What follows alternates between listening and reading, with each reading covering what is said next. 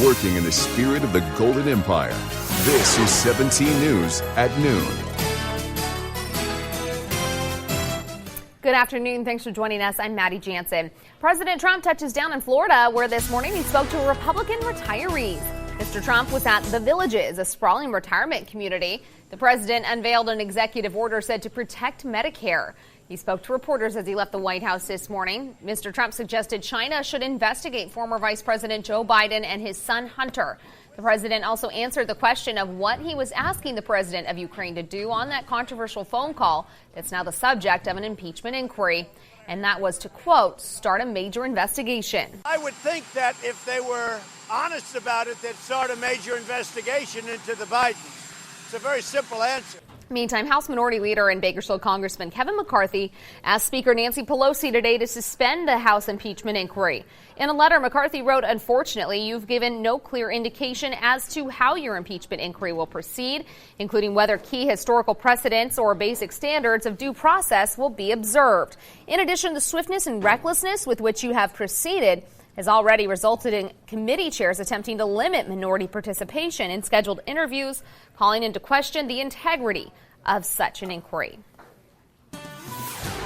As the vaping toll or the death toll from vaping continues to rise, the FTC will now study e-cigarette manufacturers' sales, advertising, promotional methods. The Federal Trade Commission ordered 6 e-cigarette manufacturers to release information on how they sell, advertise, and promote their products. Orders were sent to Juul, RJ Reynolds, Phantom US, Logic, Technology, Newmark, and Enjoy. The FTC wants to better understand the rapid growth of the e-cigarette market between 2015 and 2018. The FTC will examine information about product flavors and placement, as well as marketing for websites and social media platforms. Senator Bernie Sanders won't make it to a campaign event at CSUB today, but his campaign still plans to hold a smaller event. The senator's recovering in the hospital after doctors discovered a blocked artery and had to put 2 stents in. They've said he's recovering well, but his campaign events are canceled until further notice. There will still be an event from 3:30 to 5 today at the Administration Quad at CSUB. The China Lake Naval Air Weapons Station is still getting back online in the wake of 2 massive earthquakes. The base suffered upwards of $5 billion in damage from the July 4th and 5th earthquakes. But the base is running explosive operations today, a sign business is getting back to usual. During the operation, base personnel and people living nearby will hear loud booms and see smoke.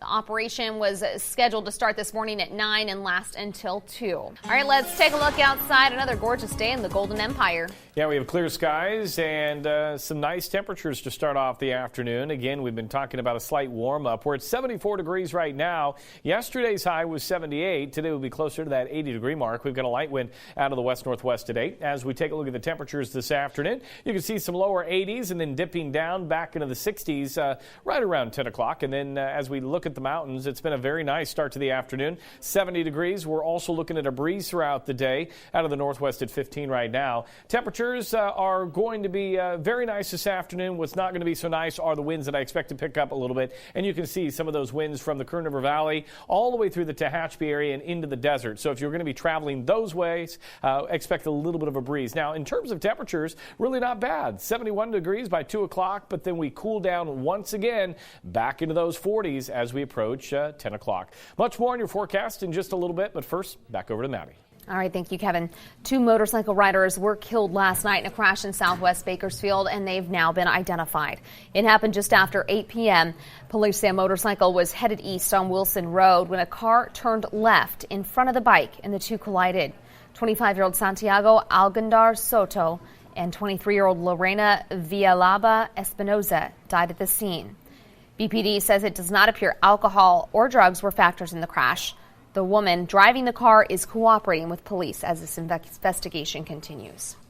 A wild chase started in the Antelope Valley area and ended in Kern County. The CHP says it started when a man and woman carjacked a pickup truck driver.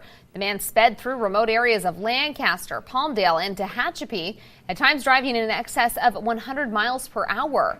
After he crashed the pickup, he jumped into an empty CHP cruiser and took off. About an hour later, the chase ended in Rosamond. The man was arrested. Former Dallas police officer Amber Geiger has been sentenced to 10 years in prison for killing her unarmed neighbor in his own apartment. But it's what the victim's brother did in court that stunned everyone involved.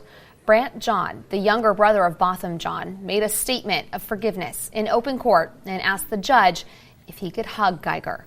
NBC's Gabe Gutierrez has this report from the Dallas courthouse. I love you as a person. The timid request was entirely unexpected. I don't know if this is possible, but can I give her a hug, please? Yes. 18-year-old Brant John shocking the courtroom by leaving the stand during his victim impact statement for a most unlikely embrace. Amber Geiger wept as she hugged the younger brother of the man she shot and killed. A jury had just sentenced a former Dallas officer to 10 years in prison for murdering Botham John, an unarmed neighbor she had mistaken for a burglar when she accidentally entered the wrong apartment last September. As for that hug, had you ever seen anything like that before? Never. Even Geiger's defense team was floored. I think he showed with his grace and forgiveness how we should heal, and I hope that people that were upset by the verdict will follow his example. The judge so moved, she also hugged Geiger and gave her her personal Bible. John's mother, Allison, was surprised to see her younger son hug Geiger. Did you expect that at all? I didn't expect it at all. I didn't know what he was going to do. Would you have done the same thing that your son did? Maybe not now. The gut-wrenching trial lasted just more than a week, but the pain may last a lifetime. I think what Brant did was to heal himself, but I don't want forgiveness to be mistaken with a total relinquishing of responsibility. What an extraordinary moment it was. Now, Amber Geiger's lawyers still have not decided whether to appeal. She'll be eligible for parole in just 5 years, when she'll be 36 years old. Gabe Gutierrez, NBC News, Dallas. Cal State Bakersfield wants to invite you to its edible garden today to help honor the clean air movement. The university will plant 20 water-friendly fruit trees. They're supposed to yield nearly 30,000 pounds of produce over the next decade. It will all go to the CSUB food pantry, which serves about 500 students, staff, and faculty each week. The planting slated for 5:30 to 7:30 tonight in the garden on the southeast corner of campus. It's free, and there will also be food from Better Bowls. Millions of dollars in improvements are coming to the Kaiser Permanente Sports Village. The city of Bakersfield was just awarded a $3 million grant by the Land and Water Conservation Fund. It calls for the construction of 5 new youth football fields at the sports complex, along with a restroom, concession stand, parking lots, and sports field lighting. The grant requires the city to match the grant with $3 million of its own dollars coming from Measure N funds. The improvements are slated to begin next fiscal year. Pickleball is poppin'. Now the pros are coming to Green Acres Pickleplex for a national tournament to help local firefighters.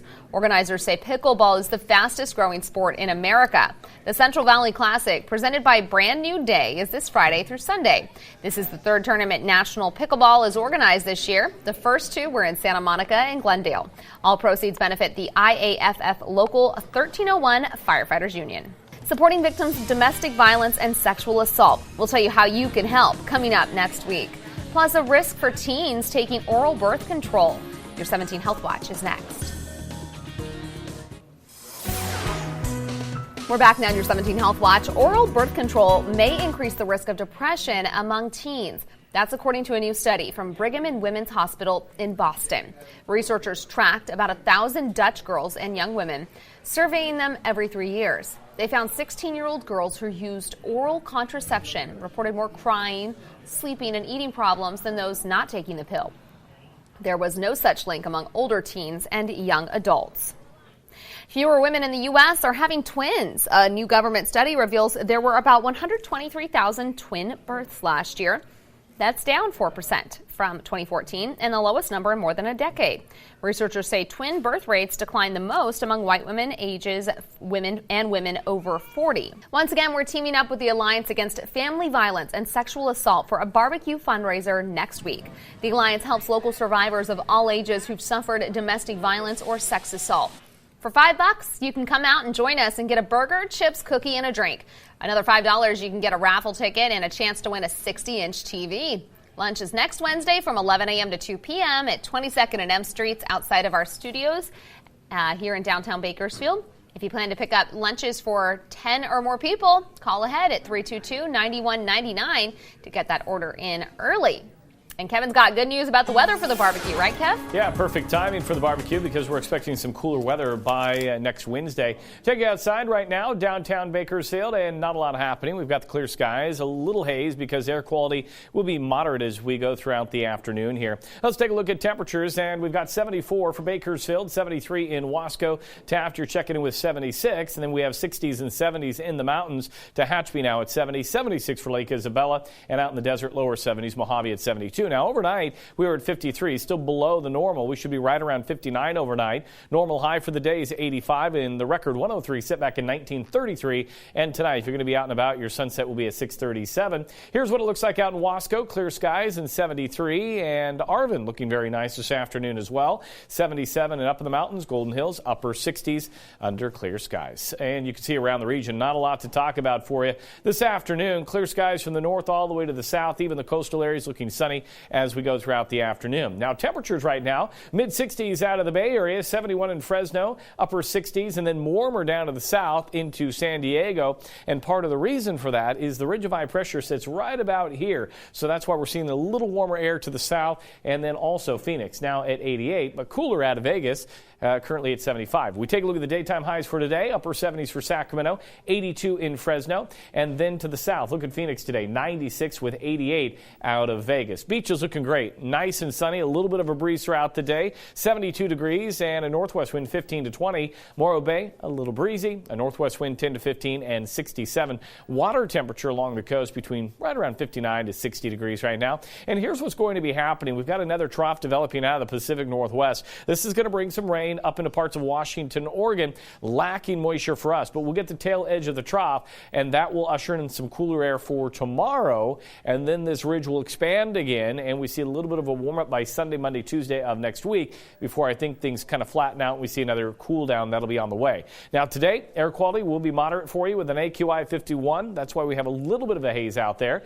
And temperatures will be running into the 80s. 81 in Bakersfield and Arvin, 79 in McFarland and Shafter, lower 80s for Taft and Maricopa. For the mountains and the Kern River Valley, expect that breeze today out of the west, 25 to 30. Pine Mountain Club, 64. Fraser Park at 73. And in the Tehachapi area, 60s and 70s, 71 in Tehachapi. And then for the Kern River Valley, right near 80. Lake Isabella at 79. As we take a look at the desert forecast today, pretty nice, just dealing with a little bit of a breeze here as well. Winds out of the southwest 10 to 20. We're looking at an 81 in Mojave with Ridgecrest at 86. Ready for the extended forecast? Well, tomorrow I talked about that cool down, 76, right back near 83 on Saturday, near 90 Sunday, Monday, Tuesday.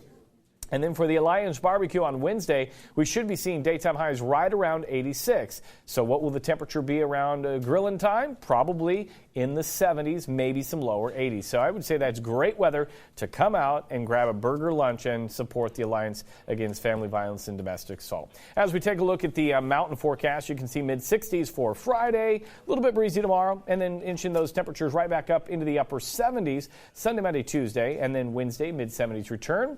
And the Kern River Valley forecast tomorrow, a little cooler, but then right back near 90 Sunday, Monday, and Tuesday. Just a few days of low 90s here in the valley. Not bad. Not bad, and then we see another cool down by midnight next week. All right. Thanks, Kev. Yep. It's college aid season. What that means for you if you have a high school student and what you need to know to make sure you don't miss out on those crucial funds. Your 17 Business Watch is coming up after the break. KGET Business Watch is brought to you by Grapevine MSP Technology Services, the Valley's leading IT service provider. All right, welcome back in your 17 Business Watch. Stocks are rising today after a steep two-day sell-off. The Dow up about 80 points so far in trading. The Nasdaq up 73. The S&P 500 up 17. Well, here's something that's down, not up. Oil prices falling today on concerns about global economic growth, oil demand, and signs of excess supply despite OPEC-led cuts. West Texas Intermediate down to $52.42 a barrel this afternoon, and Midway's sunset at $56.20 a barrel. Google is rolling out more tools for users to control their privacy settings. YouTube users will be able to set their search and viewing histories to auto-delete after a set period of time. Google Maps will have an incognito mode. That means a user's movements won't be recorded when it's turned on. Google also says people will be able to delete their voice histories from artificial intelligence system assistants using a voice command. It's also adding a way for users to check their passwords via a password manager to make sure that they are still secure. Using an ATM will cost you a lot more than it did 20 years ago. A new survey by Bankrate.com says the average surcharge that ATM operators charge non-customers to withdraw cash rose 2% over the past year to $3.09. The average fee charged by the customer's own bank for using a foreign ATM dipped to $1.63. The average total cost for an ATM withdrawal still hit a record $4.72, up more than 30% in the last decade. College aid season is now underway. The free application for federal student aid, also known as FAFSA, is now available. And education officials say you should fill it out as soon as possible because some awards are first come, first served. Whitney Wild has a closer look at some tips for both students and parents. It's that time of year again. College aid season opened October 1st, and education officials say fill out your application as soon as possible. Even if your family might not qualify for need-based aid, sometimes schools have different merit-based scholarships. And schools use the federal form to determine most aid. Another reason to submit the form ASAP, 13 states award financial aid on a first-come, first-served basis. So if you're in one of these states, then get that form online or fill it out on the app My Student Aid. Experts say there are simpler ways to get this done, like the free website called Frank, which has streamlined the process. Current and prospective college students have until the end of June to submit their FAFSA, but deadlines vary depending on your state and college. Experts recommend you do your research to make sure you submit the FAFSA on time. Experts say the biggest challenge when filling out the FAFSA is the number of questions. There are 100 of them. But remember, it's all for free cash for college. For today's Consumer Watch, I'm Whitney Wild. When we come back here on 17 News at Noon, we're talking about the Kern Christian Center's Car and Bike Show. Our guest will join us up next. Welcome back on set at this noon hour, and today we are talking about an exciting car show here in Bakersfield. And with me right now is Matthew with the Kern Christian Center, and also Corey, one of the coordinators of this car show. Yes. And very exciting, brings the community together. Talk a little bit about the car show and kind of when it started. Well, we had done it a number of years ago and then stopped, but we've got a gentleman now who is one of the leaders of regional leaders of the Chariots of Light Christian Bikers, and he wanted to start this car show again. So we, together with Chariots of Light and Kern Christian Center, we did it last year and then again this year. And with the net proceeds of this, we feed the homeless and the hungry downtown. And last year, we put on a really big Thanksgiving dinner and fed nearly 150 people and handed out clothing as well. It's no secret the homeless population is bigger than we've ever seen it before.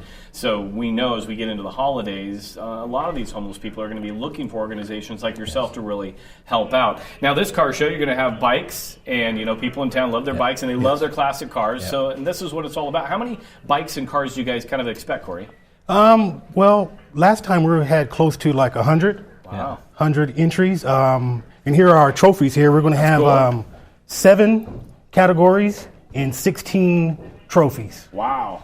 First and second place for each category. And also this pretty thing right here, this is our Pastor's Choice Award, where our pastor Billy and Shelby Rash will be handing that out. Be handing this out to the bikes and the auto. So we talk about bikes and auto and categories. What type of categories will we see? Well, we've got an antique category, we've got a classic category, a muscle car category, and a modern category. We also, in bikes, we've got just 2 categories in bikes. We've got a stock bike, which is just a stock bike, and then we have a custom. It can be as a minor custom, or some people go all out on their bikes. Yeah, some of them go all out. And it must be really rewarding. The car shows is one thing, raising the money second, and third, the most rewarding part for you guys at the Christian Center must be helping those who are really down on their luck. Yes. It is. In fact, last year, when we did the Thanksgiving feed, my granddaughter, who had just turned 16, she went with us to help. And there's this lady there that was about the same size as her, and she just filled her with compassion. She came up to me and she says, "Grandpa, can I give this girl my jacket?" And so we talked a little bit about where the jacket came from, et cetera, And so she gave this lady her jacket, and that was the feeling that gave me was just incredible. Yeah, especially the younger eyes. Yeah. They see people as just normal human beings, as everybody should look at them as. You know, a lot of people just fall down on their luck and need a little bit of help. Yes. And that's where this money is going to go to help feed folks over the holiday, correct? Correct. So last year they did 150. We know that the need is going to be even greater this year. So, you know, get involved with the car show. Talk about when it is. It's this Saturday. This Saturday. It's from 9 o'clock in the morning till 2 in the afternoon. Registration starts at 7 a.m. And we'll hand out trophies about 1:30, 1:45. And it's going to be right there at the Christian Center at Right. Gosford and District. Yes, right at Kern Christian Center, yes. And is there a number that people can call if they want to register? Yes, they can call 664-1000. Perfect. That's an easy number to remember, too. So get your cars all decked out and shined up and head out to the car show this weekend. Again, what they're doing is so great in our community. We'll be right back, and we'll send it back over to Maddie. Thanks, Kev. When we come back here on 17 News at noon in New York, you can now hail a ride on a helicopter via Uber. We'll explain. Welcome back. Finally here at noon, Uber is taking to the air in New York City. Starting today, users can book helicopter flights to John F. Kennedy International Airport through the Uber app. The flights will shuttle users between JFK and Lower Manhattan for $200 to $25 a trip. Passengers can bring along a small suitcase and have to watch a safety video before takeoff, similar to that on an airplane. And while it's not cheap, Uber says, hey, it's a good deal for people who are crunched for time. The chopper flight takes about 8 minutes. Not bad. Thanks for joining us for 17 News at noon. We'll see you back tonight at 5 and 6. Have a great Thursday. 17 News, your local news leader, continues 24 hours a day on KGET.com and our 17 News app. In the spirit of the Golden Empire, 17 News.